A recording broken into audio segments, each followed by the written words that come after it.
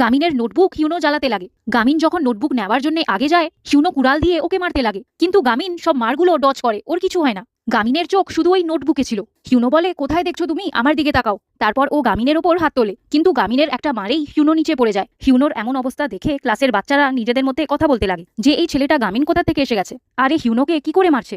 পার্কও ওখান থেকে যাচ্ছিল আর ও ফাইট দেখতে লাগে। গামিন হাত দিয়েই নোটবুকের আগুন বুঝাতে লাগে। সেয়নের নোটবুক পুরো জ্বলে যায়। গামিন হিউনোকে সেয়নের থেকে ক্ষমা চাইতে বলে, কিন্তু হিউনো ওর ওপর আবার হাত তোলে। তখনই ওই কুড়াল গামিন বাইরে ফেলে দেয়। তারপর গামিন হিউনোকে ভালোভাবে পেটায়। হিউনো একটা আগুন ধরা ব্যাগ গামিনের ওপর ফেলে, কিন্তু গামিন উল্টো ওই ব্যাগটাকে কিক করে হিউনোর ওপর ফেলে দেয়। হিউনো বেহুশ হয়ে যায়। গামিন হিউনোর কাছে যায় আর ওকে বলে, ওঠো আর সেয়ন থেকে ক্ষমা চাও। এখন এর আগে কেউ সেয়নকে চিনতো না। ক্লাসের বাচ্চারা বলাবলি করতে লাগে যে সেয়নকে। এখন এখানে একটা ফ্ল্যাশব্যাক দেখানো হয় যে সেয়নের স্বপ্ন ছিল আগে পড়ার, একটা ভালো কলেজে যাওয়ার, কিন্তু ওর বাবা ওকে কখনো সাপোর্ট করেনি। ইনফ্যাক্ট ওকে পড়াশোনা করতেও মানা করে দিয়েছিল। কিন্তু অন্যদিকে গামিন ওকে পড়াশোনা করার জন্য মোটিভেট করছিল।